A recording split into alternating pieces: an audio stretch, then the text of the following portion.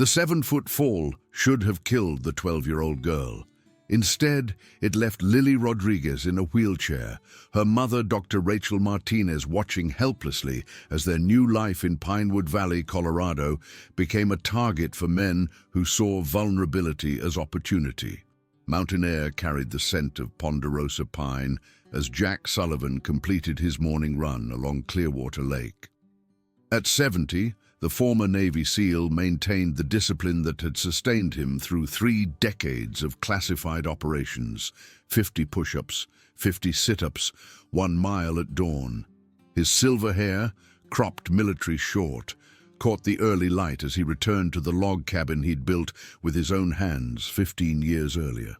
The garage, second wind cycles, opened at 6:30 sharp. Jack specialized in vintage Harley-Davidsons, his weathered hands as comfortable with engine components as they'd once been with weapons. The walls displayed his history in fragments, photographs from SEAL team operations, commendations from missions still classified, a Navy cross in a shadow box.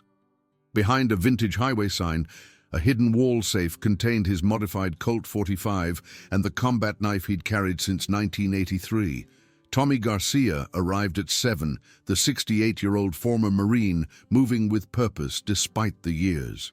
His massive forearms bore testimony to both military service and decades as Jack's lead mechanic. "Heard about those Denver boys causing trouble in Cedar Creek," Tommy said, hanging his leather jacket. The back bore a Silver Eagle patch, founder's mark of the Silver Eagles, a motorcycle club comprising exclusively of aging veterans and former law enforcement. "Sheriff Collins called yesterday," Jack replied, his tone neutral, but his tactical mind already calculating. "They call themselves the Scorpions, running distribution operations, 4 overdoses in Cedar Creek last month." By mid-morning, 3 more Silver Eagles had arrived. James Doc Patterson, 65, former Army combat medic with 2 Iraq tours. David Nighthawk, 63, Navajo, former Army Ranger whose tracking skills remained legendary. And Walter Evans, 72, former county sheriff with snow-white hair contrasting his deeply tanned face. The struggling engine announced an unexpected arrival. A Ford pickup limped into the parking lot, its fuel injector issues immediately recognizable to Jack's trained ear. Behind the wheel sat a striking woman in her late 30s, brown hair pulled back, wearing a white doctor's coat over professional attire. In the passenger seat, a young girl maneuvered a wheelchair visible in the truck bed. "Second wind cycles?" Dr. Rachel Martinez asked, tension evident. "My truck started acting up 5 miles back." "That's us," Jack replied warmly. "Jack Sullivan, owner. Rachel Martinez. We just moved to Pinewood Valley.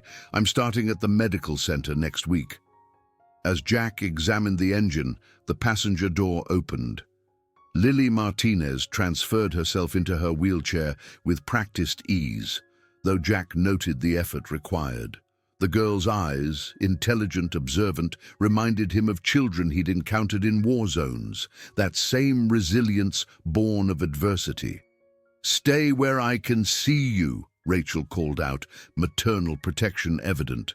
Lily approached a vintage motorcycle displayed in the corner. "That's a 1940 Indian Scout," Jack said gently. "Still runs like it did rolling off the line in Springfield, Massachusetts." "Did you restore it yourself?" Lily asked, her gaze revealing intelligence beyond her years. "Took 2 years to find all the original parts." "I like machines," Lily said with unexpected seriousness. "Things that can be fixed when they break." The simple statement carried profound weight. Jack found himself nodding. Some things can always be fixed with enough knowledge, patience, and the right tools. "Were you in the military?" Lily studied him intently. "You stand like my Uncle David." He was in the Marines. "Navy, Special Forces, like the SEALs. Her eyes widened. "Exactly like that." For 45 minutes, while Jack repaired the fuel injector, Lily peppered him with questions about military working dogs. Rachel watched with growing relaxation, eventually joining the conversation. By the time Jack finished, charging only $75 for parts and labor, the initial tension had dissolved into comfortable familiarity. As they prepared to leave, Jack provided directions to their rental on Maple Street, recommendations for the best grocery store, and warnings about occasional black bears wandering into town during summer. "If you need anything, the garage is open 6 days a week," Jack said, "and the Silver Eagles meet for breakfast at the Mountain View Diner every Sunday." "Best pancakes in Colorado." Rachel's smile was genuine. "Thank you, Jack, for everything." That evening, Jack sat on his cabin porch nursing a single glass of bourbon as sunset painted the lake gold. His phone buzzed. Walter Evans texting. 3 more bikes at the Red Roof Inn. Same patches, getting bolder. Jack typed his response. "Meeting tomorrow. My place, 7 a.m. The town sat at strategic crossroads between major highways. Its small police force, Sheriff Collins and 3 deputies, represented minimal resistance. Its location near the state border made it ideal for distribution operations. The mathematics was simple and concerning. Sleep came in tactical increments, the habit of a man who'd spent decades where deep sleep meant death. By 4 a.m., Jack was reviewing mental maps of Pinewood Valley, identifying defensive positions and potential trouble spots. The Silver Eagles gathered around Jack's handcrafted oak dining table at 7 sharp. 8 men with over 2 centuries of combined military and law enforcement experience. "Scorpions are establishing presence," Jack began, spreading a map across the table. Red X's marked confirmed sightings. Pattern matches their previous expansions. They start with reconnaissance, establish local base, recruit vulnerable locals, then begin distribution. "Town council meeting yesterday," Walter added. Mayor Wilson focused on tourism initiatives. When I mentioned potential drug issues, he dismissed it as unnecessary fear-mongering. Dr. Patterson leaned forward. "Hospital in Cedar Creek saw 9 overdoses in 2 months. Fentanyl-laced methamphetamine, 3 fatalities." "Sheriff Collins still believes it's a Denver problem," Walter said, disgust evident. "Says we need evidence before acting." "Then we get evidence," Jack decided, "but carefully." These aren't amateurs.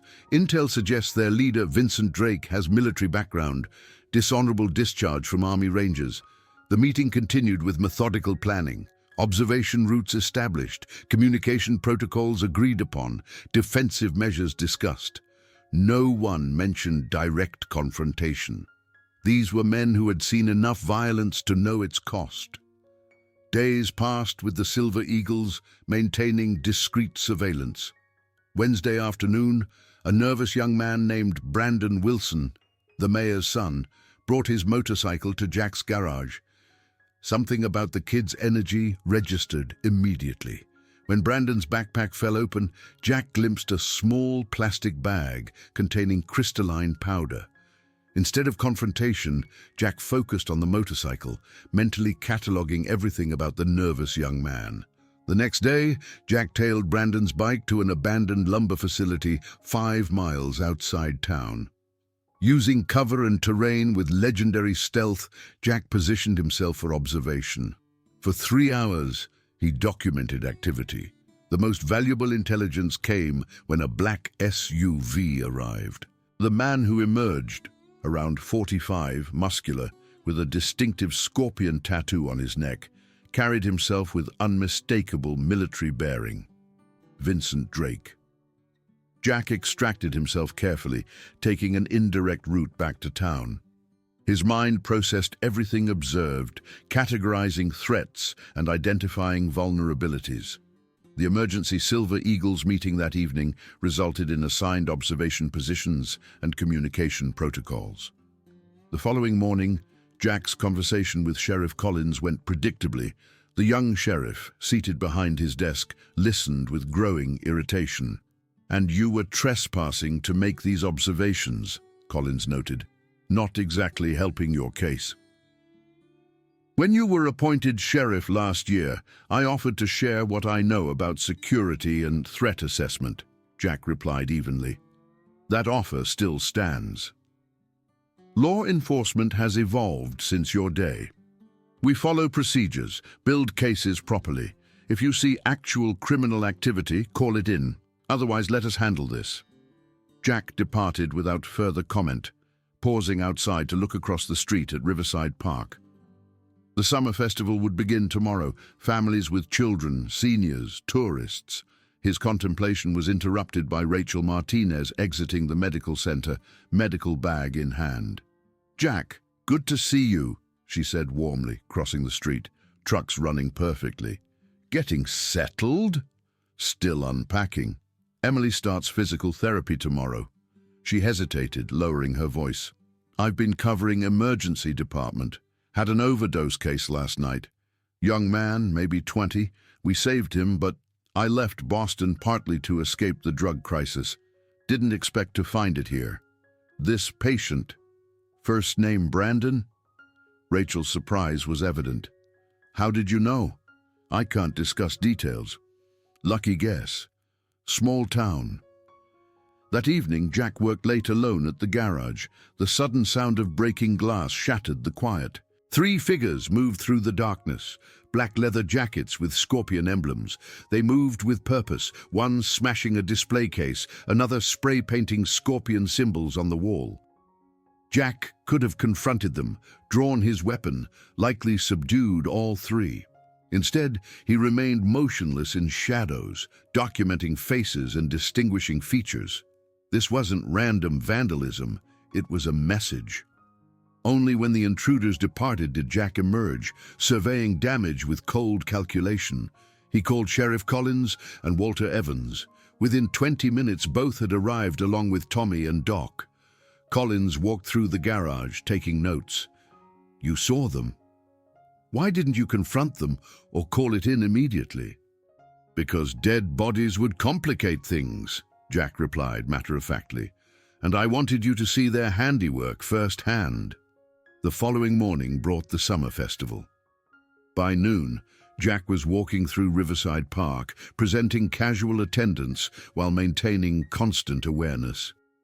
The Silver Eagles positioned themselves strategically throughout the area. Tommy near the main entrance, Doc close to the first aid station, David covering the eastern approach. At 2:17, Jack spotted the first scorpion, the man with the scarred cheek from the garage. 3 more appeared within the hour. Their positioning was tactical, covering entry points and establishing visual dominance. At 3:45, a black SUV parked on the street bordering the park. Vincent Drake emerged, his scorpion neck tattoo visible above his jacket collar. He surveyed the festival with calculated assessment. Jack's phone buzzed, Walter texting, northwest corner, Dr. Martinez and daughter. Frank shifted position casually, locating Rachel and Lily near the face-painting booth. Lily's wheelchair was decorated with festival streamers, her face lit up as a volunteer painted a butterfly design on her cheek. Jack's tactical mind immediately identified the problem.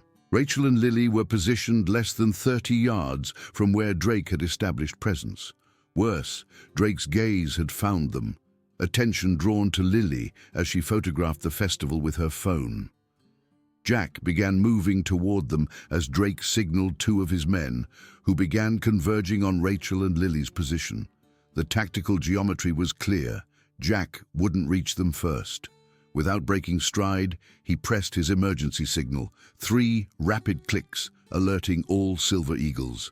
Drake's voice carried across the festival noise. "That's a nice phone, kid. Mind if I see what pictures you've been taking?" Lily clutched her phone tighter, shrinking back. Rachel stepped forward, maternal protection overriding fear. "Is there a problem?" "Depends on what's on that phone. Hand it over. We're just enjoying the festival. Please leave us alone." Drake's hand shot out, knocking Lily's backpack from her lap. As Rachel moved to retrieve it, Drake grabbed her arm roughly. "You people don't know when to mind your business." "Leave my mom alone," Lily's voice rose. The confrontation escalated precisely as Drake intended. Then distinctive rumbles cut through festival noise as Silver Eagles converged from all directions. Jack reached them first, positioning himself between Rachel, Lily, and Drake with fluid movement. The other eagles arrived in perfect formation, creating a protective circle. Jack stood face to face with Vincent Drake. Neither man spoke immediately. The contrast was stark. Drake in his mid-40s at physical peak versus Jack at 70 with silver hair and weathered features. Yet something in Jack's ice-blue eyes caused Drake to hesitate. "Son," Jack said quietly, his voice carrying despite low volume, "I believe you owe this young lady and her mother an apology." Drake's sneer faltered as he looked into those eyes that had seen things most men couldn't imagine. Time seemed to crystallize around them as festival goers backed away, recognizing tension unfolding. Sheriff Collins's arrival broke the standoff, his patrol car pulling up with lights flashing. An elderly woman stepped forward from onlookers.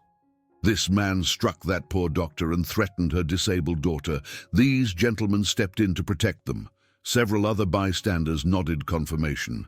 Collins's expression hardened as he turned to Drake. "Is this true?" "Misunderstanding," Drake replied smoothly. "The girl was taking photos without permission." "He hit my mom," Lily said clearly. Collins looked uncertain.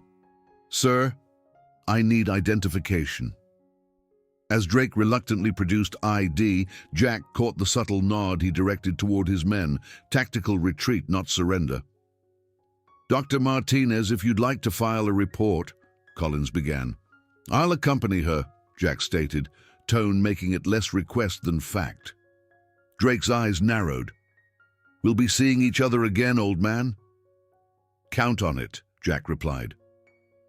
As Collins escorted Drake for questioning, Jack turned attention to Rachel and Lily. Despite the girl's pale face, she maintained remarkable composure. "Are you both all right?" Jack asked gently. Rachel nodded, though her hand trembled. "Yes. Thank you. All of you."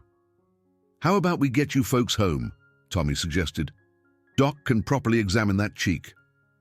At Rachel's house on Maple Street, the Silver Eagles established protective formation. Doc examined Rachel's bruised cheek, while Lily sat at the dining table, clearly processing events with mature perception. "They were after Emily's phone," Rachel said quietly in the kitchen with Jack.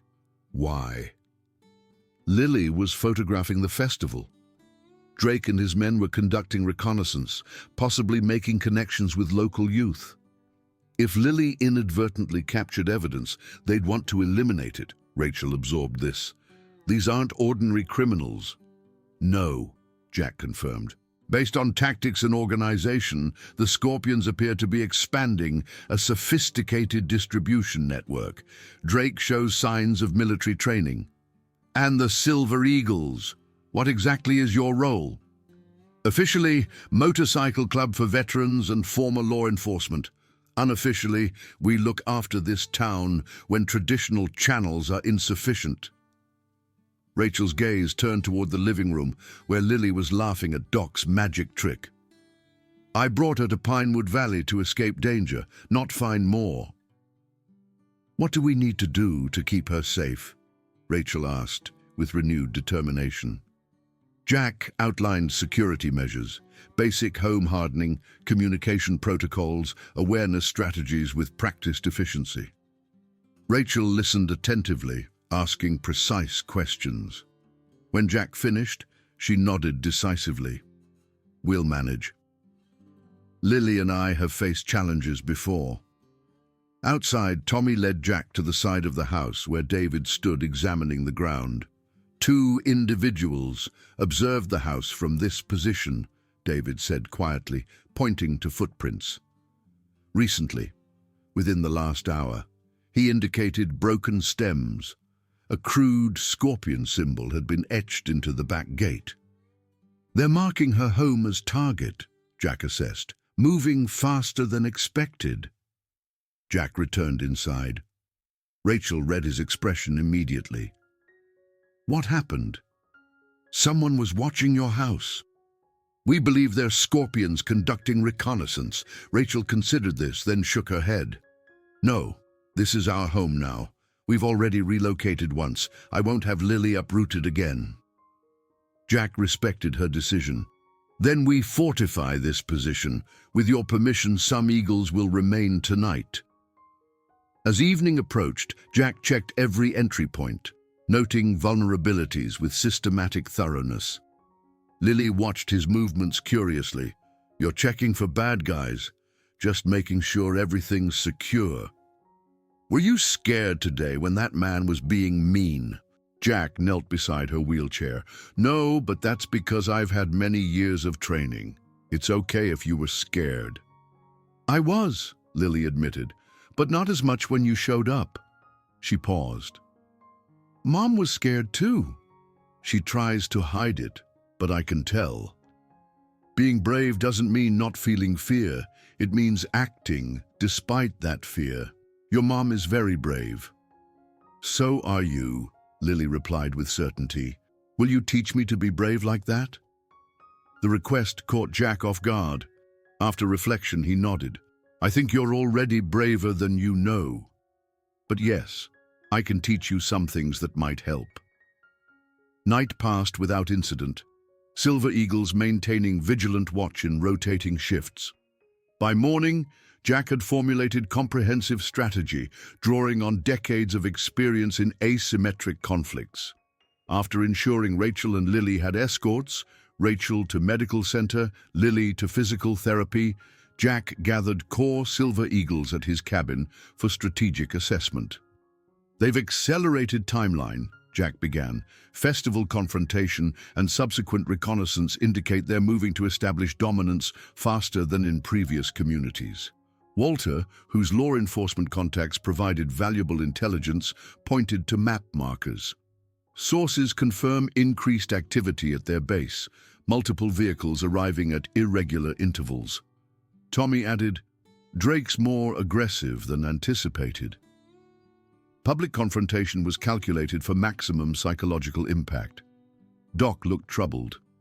Hospital reports show 4 more overdose cases in 48 hours, all involving fentanyl-laced methamphetamine with distinctive chemical signature. They're already distributing product. Our priority remains intelligence gathering, Jack decided. We need actionable evidence Collins can't ignore. He turned to David. Establish observation points around their facility. Rotating shifts, 2-person teams, document everything. What about Rachel and Lily? Doc asked. Drake has marked them as targets. We maintain security presence, but discreetly. Rachel's made clear they won't be driven from their home. As others departed with assigned tasks, Tommy remained. You've got that look from Fallujah. What aren't you sharing? Jack moved to the window, gazing at the lake. Drake's military background, tactical choices, accelerated timeline, they suggest external pressure, someone backing him or pushing him. You think there's bigger play than drug distribution? I think we need to consider Pinewood Valley itself is the objective. Location, infrastructure, minimal law enforcement, strategically valuable for broader operations. What's our move? Continue as planned, but reach out to federal law enforcement contacts discreetly. If there's bigger operation at play, we may need resources beyond what Silver Eagles can provide. Jack headed to his garage, maintaining appearance of normal operations. The morning passed with routine repairs, though tensions simmered beneath town's surface. Word of festival confrontation had spread, creating invisible divisions among citizens. Mayor Wilson made his position clear when he stopped by shortly before noon. Frank, got a minute? Inside the office, Wilson declined coffee, remaining standing. Yesterday's incident was concerning. Town councils worried about optics of rival motorcycle gangs confronting each other at our signature event. Silver Eagles aren't a gang, Mayor. What happened was protection of a mother and child from assault. Wilson waved this away. Semantics. Point is, we're building Pinewood Valley's reputation as premier mountain destination. Incidents like yesterday undermine those efforts. And drug distribution? Jack countered.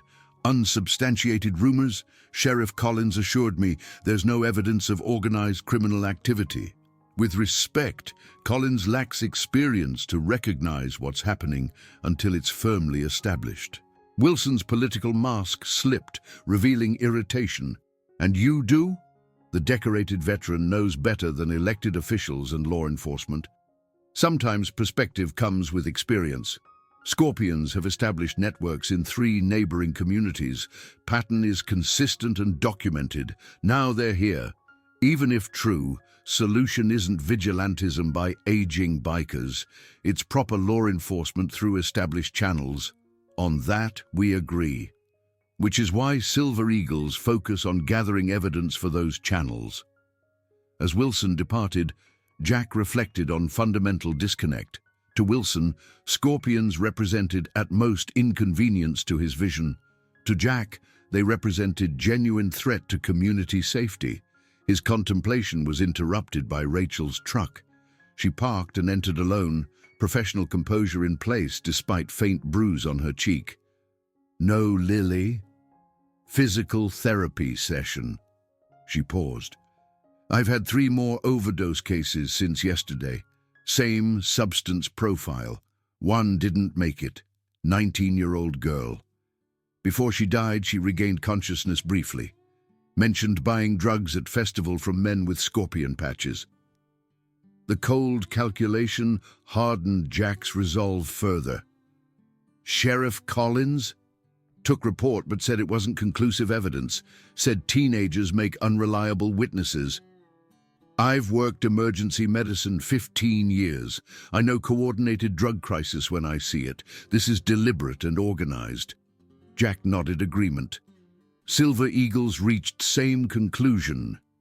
This isn't just about drugs, is it? Pattern is unusual. Scorpion's expansion is too rapid, too well-resourced for typical criminal organization. Targeting strategic communities suggests broader objectives. Rachel processed this analytically. And confrontation with Lily and me was calculated to test your response. Exactly. Drake identified you as potential leverage, way to force us to stand down or divert resources to protection rather than opposition. He miscalculated. Yes, he did. Jack's phone vibrated. Walter texting, Mitchell House, now. They arrived to find Walter on front porch with Lily, visibly shaken but maintaining composure. What happened? Rachel demanded. Walter handed Jack folded paper taped to door. Crude drawing of scorpion coiled around wheelchair. Message beneath, leave town or watch her suffer. Rachel read over Jack's shoulder, face paling. They were in our house, Lily said quietly. My room's been searched. They took my camera and phone charger. Rachel, Jack said gently, I think we need to reconsider alternative accommodations. This time Rachel didn't object. Where? My cabin. Defensible position, limited approach routes, easy to secure. Within 30 minutes, small convoy departed. Rachel's truck flanked by Silver Eagles on motorcycles. At cabin, Jack established security protocols while Rachel settled Lily into spare bedroom. Will they come here too? Lily asked as Jack checked windows. No, Jack assured with absolute certainty. This place was designed to be secure. Outside on deck, Jack briefed assembled Silver Eagles. Drake's moving faster than anticipated. Home invasion and explicit threat indicate he's abandoned subtlety for psychological warfare. Why target Mitchell so specifically? Doc asked. Because they're connected to us now, Tommy answered. And because physician and disabled daughter generate maximum sympathy. Drake sending message, no one is untouchable. Walter, whose law enforcement background gave insight into criminal psychology, looked troubled. This escalation pattern is unusual. Most organizations build slowly. Drake's pushing too hard too fast. External pressure, Jack confirmed. Someone above Drake driving accelerated timeline. We need to identify connection, Jack decided. David, adjust surveillance priorities. Focus on communications, visitors to lumber facility. Look for anyone who doesn't fit Scorpion profile. In kitchen, Rachel stood looking at Lake, posture revealing tension. We'll be safe here, Jack assured. I know. That's not what concerns me. She faced him. These people threatened my daughter, entered our home. I won't live under that shadow. Emily and I will stay here temporarily, but I'm not running. Not again. Jack recognized steel beneath composed exterior. Again. Lily's father, influential surgeon, publicly respected, privately controlling and abusive. When I finally left, he used connections to threaten my medical license, custody of Lily, everything. I retreated temporarily to rebuild, but didn't surrender. The revelation explained much. Drake isn't like your ex-husband. His threats are more immediate, more physical. Principle remains same. Give in once and you'll face it forever. I won't have Lily learn that lesson. Jack recognized immovable determination. Then we don't retreat. We gather evidence, build case. Collins can't ignore, remove threat permanently. Kate nodded, silent agreement between two individuals who, despite vastly different backgrounds, shared core value, refusal to surrender to intimidation. Their moment was interrupted by Tommy's urgent entry. Movement. Scorpion convoy heading into town, 6 motorcycles, 2 SUVs. Jack's tactical mind calculated immediately. Full show of force. Public statement after yesterday. What's your response? Rachel asked. We maintain position here. Securing you and Lily remains priority. Drake expects us to respond. Dividing our forces is exactly what he wants. As evening approached, reports confirmed Scorpions had established visible presence throughout Pinewood Valley, motorcycles in prominent locations, members patrolling sidewalks. Message was clear. Town was being claimed. Jack's phone rang. Walter calling from town. Drake just entered Mountain View Diner with 4 men. Mayor Wilson's inside with family. There's more. Michael Grant is with Mayor. Who's Michael Grant? Wilson's son-in-law. Works in Mayor's office, handling development contracts. The connection crystallized. Potential inside man. Potentially. Want me to maintain observation? Document interactions, particularly between Drake and Grant. After ending call, Jack found Rachel watching with penetrating insight. You were right about bigger picture. They're not just claiming territory, they're infiltrating governance. Standard insurgency tactics establish military presence while creating political legitimacy through local power structures. So what's counter strategy? Evidence. Concrete, indisputable proof of criminal activity forcing official response. And if that fails? Jack met her gaze directly. Then we moved to more direct measures. The unspoken understanding passed between them.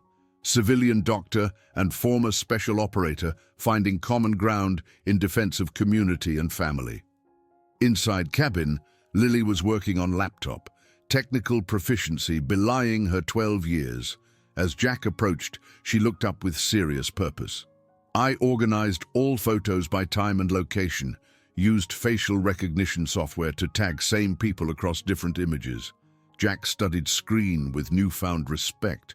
She'd created comprehensive visual database of Scorpion operations at Festival, including clear images of transactions with local youth.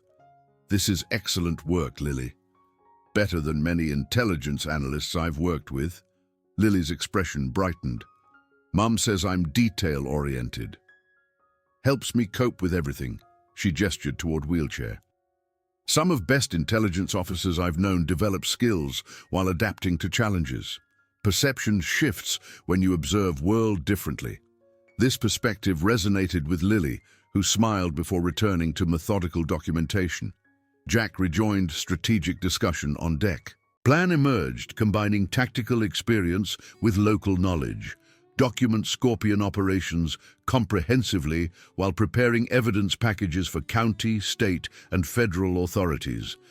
As noon approached, Walter reported citizens gathering for emergency council meeting. Scorpions maintained visible presence around town hall. Jack made tactical decision to have Doc attend as respected community physician, providing legitimate presence while gathering intelligence. With preparations in place, Jack checked equipment in cabin's secure room, reinforced space concealed behind bookshelves containing communication gear, weapons, tactical supplies accumulated during decades of service. Rachel found him there, expression reflecting both concern and resolve. "You've been planning for something like this." "Not this specifically, but men like me recognize patterns. Small towns with strategic value, minimal law enforcement, vulnerable governance, targets for criminal enterprise. And men like you stand in way. Someone has to." Rachel studied him with penetrating assessment. "You could have chosen simpler retirement." Jack allowed slight smile. "Never been much for condos." Their moment was interrupted by Tommy's arrival with updated intelligence. Emergency town council meeting had begun with Scorpions visibly present. Mayor Wilson introduced representative from private security company, not Drake, but polished corporate spokesman presenting proposal for community safety services. "They're moving faster than anticipated," Jack assessed, establishing legitimate presence while Scorpions maintain street control. Doc reports divided reaction. Older residents skeptical, younger business owners receptive to enhanced security for tourist economy. Classic strategy, splitting community response, isolating opposition while cultivating support. Jack checked watch, then decided. "Time to accelerate our timeline. Rachel, we need to present Lily's evidence to authorities beyond Collins. County prosecutor would be ideal. I have professional connection with county medical examiner. She could facilitate introduction." As preparations continued, Jack's secure phone rang, unlisted number. Voice belonged to former SEAL teammate, now in federal law enforcement.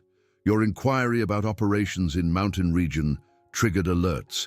We've been tracking pattern, criminal enterprises establishing logistics hubs in strategic locations, federal response being prepared, but bureaucracy moves slowly." "How slowly?" "Days minimum, possibly weeks. Any evidence you develop strengthens potential intervention, but be careful. These organizations have connections at surprising levels." After ending call, Jack rejoined others with renewed urgency. Federal support would eventually materialize, but immediate situation remained their responsibility. Doc returned from town council meeting, expression grim. "Council approved preliminary security contract, 48-hour evaluation period beginning immediately." "Did Drake speak?" "No." Remained background. Corporate representative did talking. Former military polished, emphasized community safety and economic benefits. Classic division of responsibility, Jack assessed. Legitimate corporate front with deniable muscle behind it. Jack turned to Lily. "Those photographs are more important than ever. Would you be willing to speak with officials about what you saw?" Lily straightened in wheelchair, determination evident. "Yes, they threatened Mom and me. I want to help stop them." Rachel placed protective hand on daughter's shoulder. "We do this together." Lily's testimony with my medical documentation. "We move immediately then. Tommy, arrange secure transport to county prosecutor's office. Walter, David, maintain surveillance, document everything." As Silver Eagles dispersed, Jack conducted final security check. Tactical geometry remained favorable. Limited approach routes, clear fields of vision, multiple evacuation options. Yet combat-honed instincts registered concern, subtle pressure that had preceded danger throughout career. Intuition proved accurate when Tommy returned, expression grave. Roadblocks on both access roads, Scorpions and security personnel checking IDs. Their controlling movement. Strategic implications were immediate. They're isolating potential opposition while establishing presence. We've been specifically targeted. Rachel absorbed this with remarkable calm. They knew we had evidence. Yes, but they don't know about Lily's cloud backup or photographs already sent to federal contacts. Tommy looked toward lake. Water approach. David keeps fishing boat on South Shore. Alternative extraction. But we need misdirection first. Drake will have anticipated movements. Plan came together with practiced efficiency. Walter and Doc would create diversion at main roadblock, elderly veterans with mechanical troubles. Meanwhile, Jack would escort Rachel and Lily across lake to South Shore, where David waited. As Jack secured life vests, Lily observed, "This is like my books. Heroes sneaking past villains' blockade." Similar principles. Use terrain to advantage. Avoid predictable movements. Are you scared? Jack considered seriously. Not scared. Alert. There's difference. Fear clouds judgment. Alertness sharpens it. I get scared sometimes about my legs, about future. Mom says that's normal but shouldn't stop me. Your mom's very wise. Courage isn't about not feeling fear. It's about acting despite it. With everyone aboard, Jack started engine, keeping throttle low as they moved from dock. Morning mist provided natural concealment as they navigated towards Southern Shore. Halfway across, distinct sound of outboard motors cut through stillness. High-performance engines at speed from direction of town. Multiple boats approaching, Jack reported calmly. Searching pattern. They've anticipated water route. Jack immediately altered course toward Small Cove, where overhanging trees provided concealment. Pursuing boats were invisible through mist, but engines indicated at least 3 vessels conducting coordinated search. "What's happening?" Lily whispered. "Change of plans. We're going to wait until they pass, then continue." Pursuing boats grew louder, then faded as they continued south while Jack had chosen concealment. Once sound diminished, Jack checked tactical map. "We'll approach from West Shore. Longer route but less exposed. Revised approach took 40 minutes, but they reached Southern Shore without further pursuit." David waited at small private dock, helping secure boat and transfer Lily to wheelchair. Sedan ready, backroads mapped to county office, no Scorpion presence observed.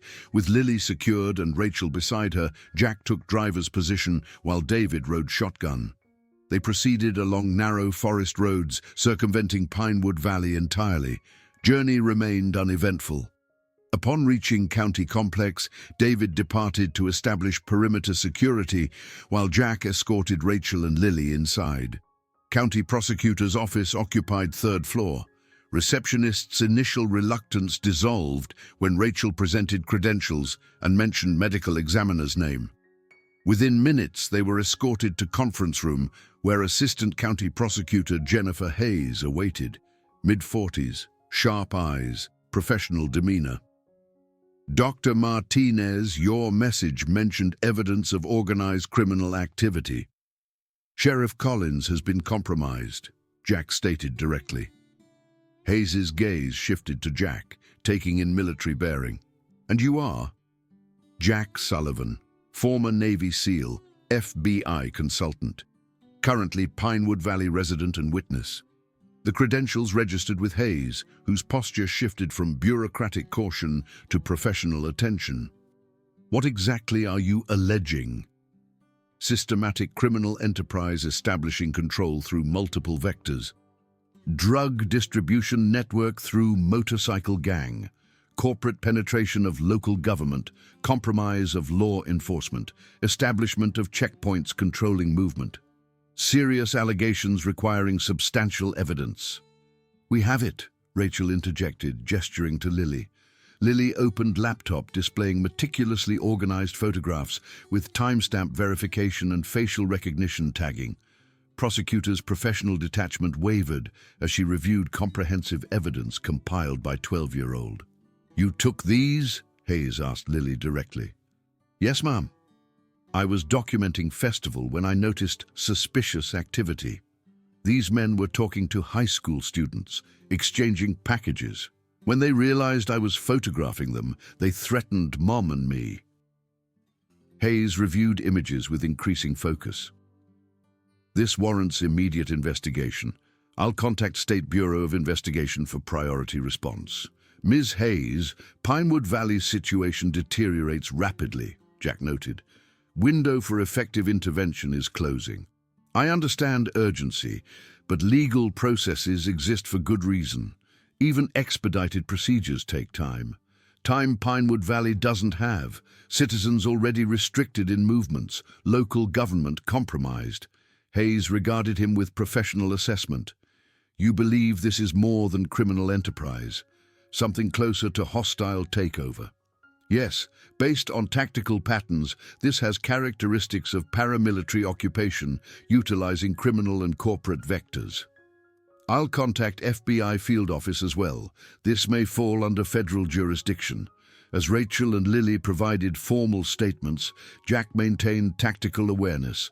County complex remained secure, but combat instincts registered vulnerability once Drake realized evidence reached county authorities. Concern materialized when David entered, normally impassive expression showing urgency. 4 SUVs with security markings just arrived.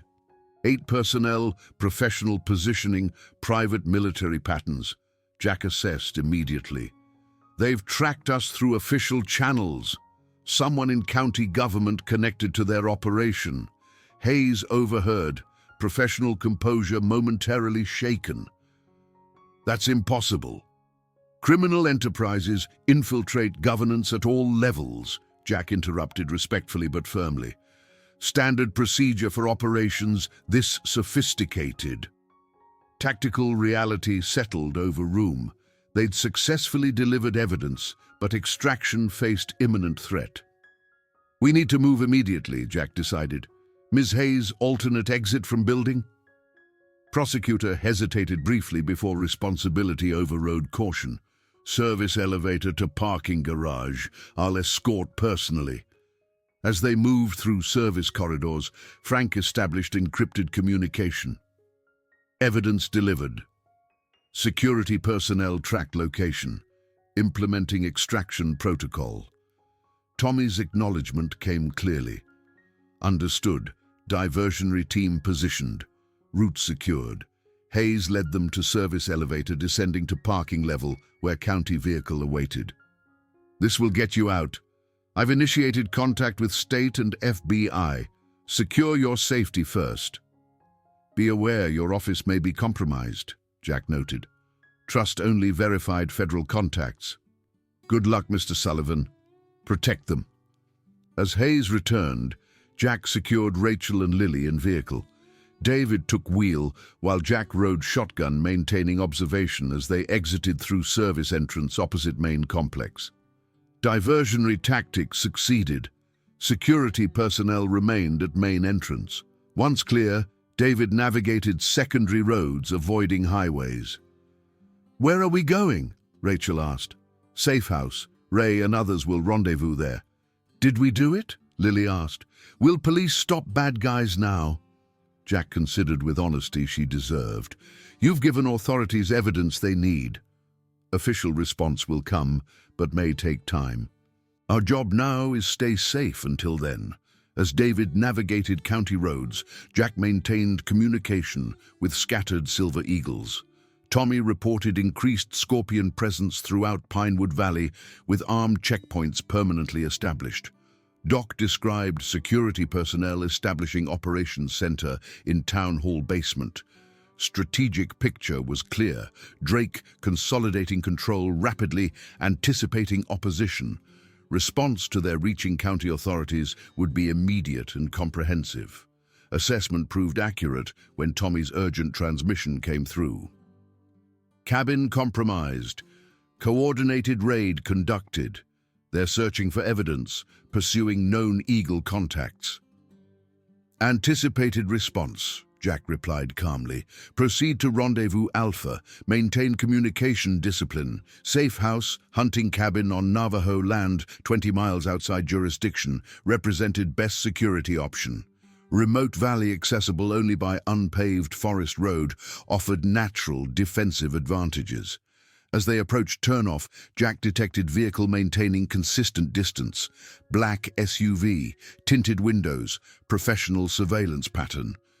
Being followed, he informed David. Security tactical team based on vehicle and movement. David nodded, already adjusting route to implement counter-surveillance. Former Ranger navigated deliberate turns, confirming pursuit while creating distance. Pursuing vehicle maintained professional discipline, neither closing prematurely nor breaking off when detected. Jack recognized tactics of experienced operators. They're herding us, he assessed. Additional vehicles likely positioned ahead. David nodded, scanning for alternatives. Creek crossing 2 miles ahead. Only all-terrain vehicles can ford this time of year. Tactical opportunity registered. Their vehicle lacked all-terrain capabilities, but crossing offered potential advantage. Jack quickly outlined approach for Rachel's benefit. We'll approach creek at normal speed, then implement evasive maneuver. You'll need to secure Lily during momentary rough terrain.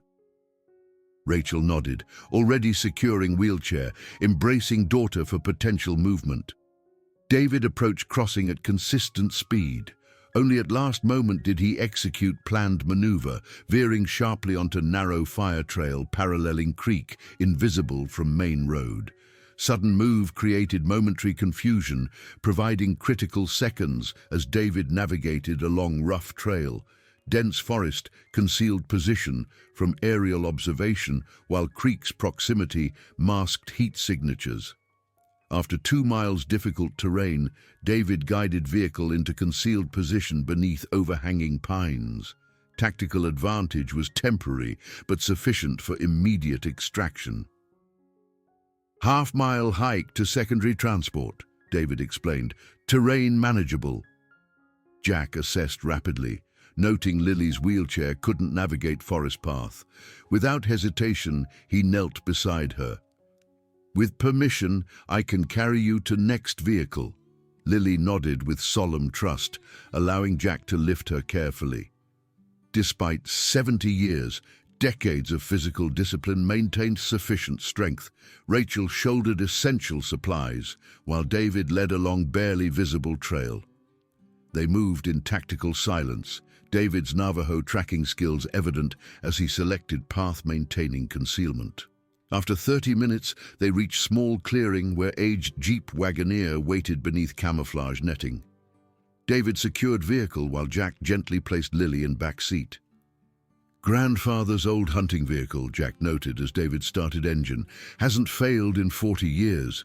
No electronics to track. Tactical wisdom was evident. Older vehicles lacked digital systems vulnerable to modern tracking. As they proceeded along barely visible trails, Jack maintained communication with converging Silver Eagles. Rachel monitored Emily's condition, medical training evident as she checked for fatigue or distress. Are we winning? Lily asked unexpectedly. Jack considered respectfully. Tactically, we've achieved primary objective, delivering evidence to authorities who can act. Strategically, situation remains in flux. In my books, good guys always win eventually, even when it looks bad first. Wise perspective, Jack acknowledged, finding unexpected wisdom in literary observation. By late afternoon, they reached hunting cabin, sturdy log structure nestled against rocky hillside with excellent defensive positioning. Tommy and Walter had arrived earlier, establishing perimeter security and communications. As Rachel settled Lily inside, Jack joined assembled Silver Eagles for strategic assessment. Based on federal contacts assessment, official response will materialize in days, Jack explained. Possibly longer given jurisdictional complications. Strategic implications settled over group. Pinewood Valley would remain under hostile control for at least 2 days, possibly longer. During that time, Drake would consolidate position, neutralize opposition, establish facts complicating eventual intervention. "We've done what we can through official channels," Jack concluded. "Now we need to consider direct action to disrupt their consolidation timeline." Assembled veterans nodded, men who'd conducted countless operations where conventional force proved insufficient. "What's objective?" Walter asked, law enforcement perspective balanced against military necessity. "Disruption of command and control. Security operations center in town hall, coordinates overall presence. Lumber facility serves as logistics hub for distribution and weapon storage. Targeting both simultaneously creates confusion while providing additional evidence." Strategic approach took shape with practiced efficiency, assets identified, capabilities assessed, contingencies developed. Silver Eagles would implement coordinated strikes against both facilities, not to defeat forces directly, but disrupt operational timeline while documenting criminal activities. As planning continued, Jack stepped outside to check perimeter. Sun was setting behind distant mountains, casting long shadows across valley. Rachel joined him, expression reflecting both concern and determination. "You're planning something dangerous," Jack nodded, respecting her perception. "We need to disrupt their control long enough for official intervention to become effective. That means direct action against command infrastructure. More risk, but potentially more effective than waiting." "Yes, I want to help." Jack considered tactically. Kate's medical skills represented significant capability, but her civilian status and responsibility for Lily created competing priorities. "Your primary responsibility remains Lily's safety. Lily will remain here with David's cousin. She'll be safe on sovereign Navajo land, but you'll need medical professional if this goes as expected." Tactical logic was sound, though protective instincts resisted involving Rachel in direct operations. "Field medicine under combat conditions is different from emergency room procedures," he cautioned. "I completed disaster response training and served with Doctors Without Borders in conflict zones. I've treated patients under artillery fire, managed triage with minimal supplies."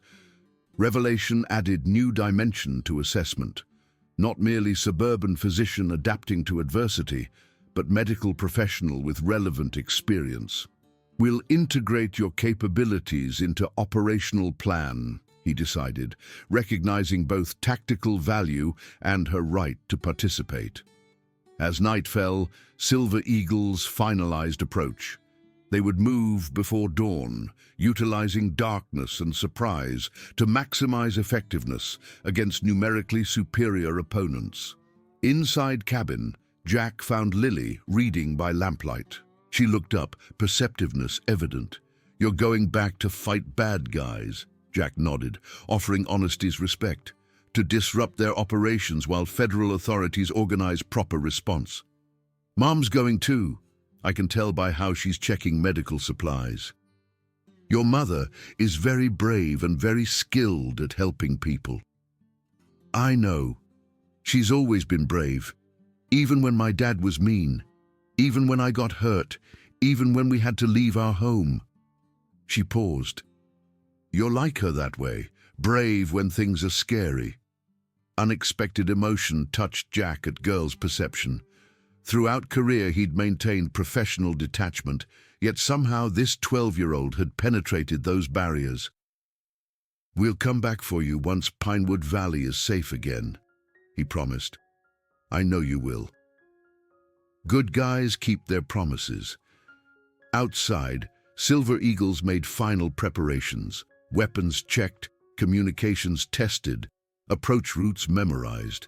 These men had conducted similar preparations countless times before missions in jungles, deserts, mountains, urban environments worldwide.